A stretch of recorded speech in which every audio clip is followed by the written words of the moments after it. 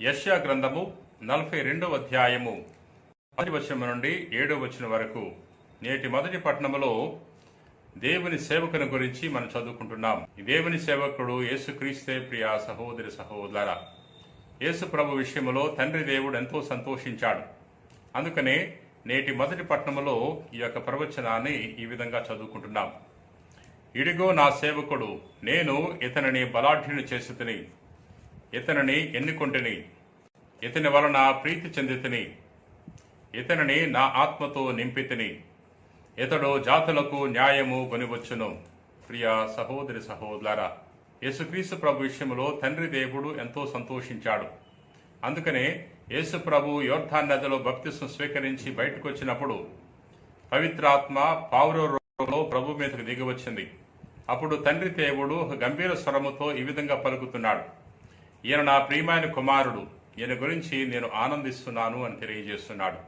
తండ్రి దేవుడు యేసుక్రీస్తు ప్రభు విషయంలో సంతోషించాడు. ఎందుకంటే యేసు ప్రభు తండ్రి చిత్తాన్ని తూచా తప్పకుండా పాటించాడు. ప్రియా మిత్రులారా, మనం కూడా మన జీవితంలో దేవుని చేత ప్రేమింపబడాలంటే దేవుని యొక్క చిత్త ప్రకారముగా ఈ భూలోకములో జీవించాలి. నేటి మొదటి పట్టణములో 2వ వాక్యాన్ని ఈ విధంగా చదువుకుంటున్నాం.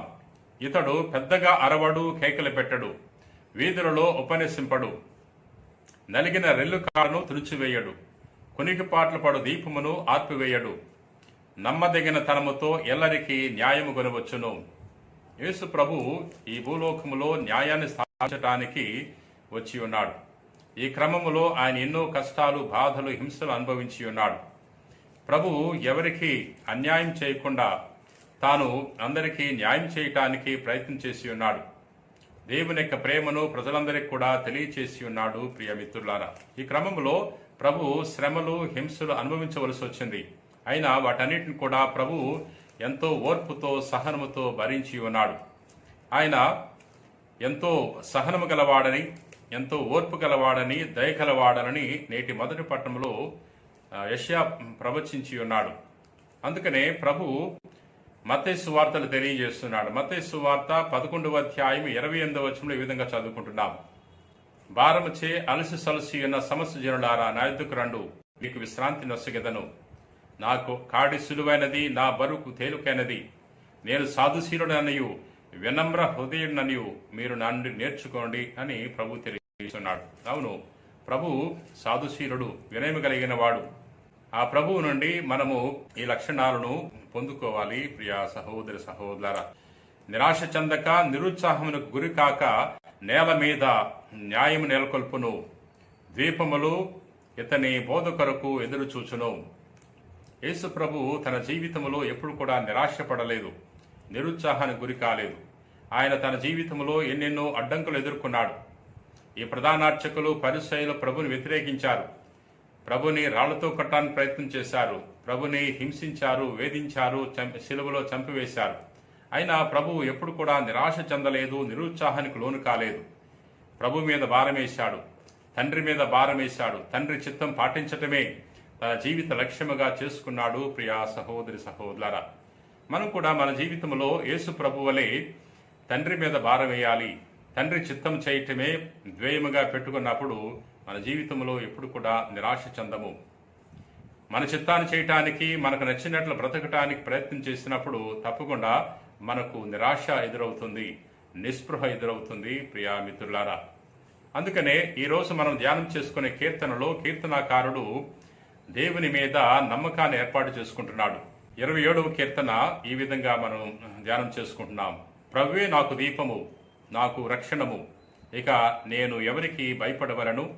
ప్రభువే నా జీవన కోట, ఇక నేను ఎవరికి భయపడవలను. దుష్టులు, విరోధులు నా మీదకెత్తి వచ్చినను, కబళింప చూసినచో వారే కుప్పకూలిపోవుదురు. భక్తుడు అచంచలమైన విశ్వాసాన్ని దేవుని మీద ఏర్పాటు చేసుకుంటున్నాడు. ప్రభు నాకు దీపము, నా త్రోవకు వెలుగు, ఆయనను ఆధారంగా చేసుకుని నా జీవితంలో ముందుకెళ్ళిపోతాను. కాబట్టి నేనెవరికి భయపడవసరం లేదు, ఆయనే నా యొక్క రక్షణ దుర్గము అని తాను గొప్ప విశ్వాసాన్ని ఏర్పాటు చేసుకుంటున్నాడు. మనం కూడా ఇటువంటి విశ్వాసంతో జీవించాలి. ప్రభువు నందు ఆశ్రయం తీసుకోవాలి. ప్రభువే మన శరణము అని ప్రభువుకు తెలియచేయాలి. ప్రియా సహోదరి సహోదరులారా, ఈరోజు మనం ధ్యానం చేసుకునే సువిశేషము యోహాను సువార్త 12వ అధ్యాయము 1వ వచనము నుండి 11వ వచనం వరకు. నేటి సువార్తలో మరియమ్మ యేసు ప్రభు పాదాలకు సుగంధ పరిమళ ద్రవ్యాన్ని పోయటం మనం చదువుకుంటున్నాం. యేసు ప్రభు బెతానియా గ్రామానికి వచ్చాడు. పాస్కా పండుగకు 6 రోజుల ముందు బెతానియా గ్రామానికి వచ్చినప్పుడు అక్కడ ప్రభువుకి ఒక గొప్ప విందు చేశాడు. మార్తమ్మ ప్రభువుకి సేవలు చేస్తుంది. ఆ విందులో ప్రభువు మరియు లాజరు కూడా కూర్చున్నాడు. ఆ సమయంలో మరియమ్మ జటామాంసి పరిమళ ద్రవ్యాన్ని తీసుకొచ్చి ప్రభు యొక్క పాదాలకు పూసి తన జుట్టుతో వాటిని తుడిసివేస్తుంది.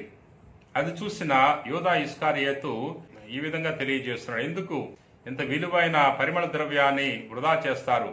దానిని 300 దెనారములకు అమ్మి పేదలకు దానం చేయవచ్చు కదా అన్నప్పుడు ప్రభు తెలియజేస్తున్నాడు, పేదలు ఎప్పుడు కూడా మీతో ఉంటారు, నేను ఎప్పుడు మీతో ఉండను, ఆమెను ఇప్పుడు ఆ విధంగా చేయనిండు అని ప్రభు తెలియచేసి ఉన్నాడు. ప్రియా సహోదర సహోదర, ఇక్కడ ప్రభుకి సేవలు చేయటం ఎంతో అవసరం అని గుర్తించాలి. అవును, మన కోసం డబ్బులు ఖర్చు పెట్టుకుంటాం, ఇతరుల కోసం డబ్బులు ఖర్చు పెడుతూ ఉంటాం, పేదలకు దాన ధర్మాలు చేస్తూ ఉంటాం. దానికంటే ముఖ్యంగా ప్రభుకి కూడా మన ఆదాయంలో కొంత ఖర్చు చేయటం అది మంచిది అనే విషయాన్ని ప్రభు ఇక్కడ తెలియజేస్తున్నాడు. 300 దినారముల కంటే విలువైనది ఆ పరిమళ ద్రవ్యము. ఎందుకు ఆమె ప్రభుకి ఈ విధంగా అభిషేకం చేస్తుందనుకుంటే, కృతజ్ఞత భావముతో ఆమె ఈ పరిమళ ద్రవ్యాన్ని ప్రభు చెంతకు తీసుకొచ్చింది. తన సోదరును మన జీవంతో ప్రభువు లేపాడు కాబట్టి అందులకు ప్రభుకి వందనాలు తెలియచేస్తుంది. ప్రియా సహోదరి సహోదర, ఈ పరిమళ ద్రవ్యము ప్రభు యొక్క పాదాలకు పోయటం వల్ల ఆ గదంతా కూడా గుబాళించింది, సువాసన వెదజల్లింది. మనం కూడా మన జీవితం ద్వారా ఇటువంటి పరిమళాన్ని అందించాలి, సువాసనను అందించాలి. మన జీవితము, మన ప్రవర్తన, మన మాటలు ఇతరులకు సంతోషాన్ని, ఆనందాన్ని, సువాసనను అందించాలి. ప్రియా సహోదరి సహోదర, ఇక్కడ ప్రభు తెలియజేస్తున్నాడు, మరియమ్మను ఆ విధంగా చేయనీయండి, నేను ఎప్పుడు కూడా మీతో ఉండను అని ప్రభు తెలియజేస్తున్నాడు. నా కొరకు కొద్దిగా డబ్బులు ఖర్చు పెట్టడం అది వృధా కాదు అనే విషయాన్ని కూడా తెలియజేస్తున్నాడు. కాబట్టి మనము ప్రభు కోసం ధనాన్ని వెచ్చించినా, సమయాన్ని వెచ్చించినా అది వృధా కాదు, అది ప్రభువుకి సంతోషాన్ని ఇస్తుంది అనే విషయాన్ని మనం ఇక్కడ గమనించాలి. ప్రియా మిత్రులారా,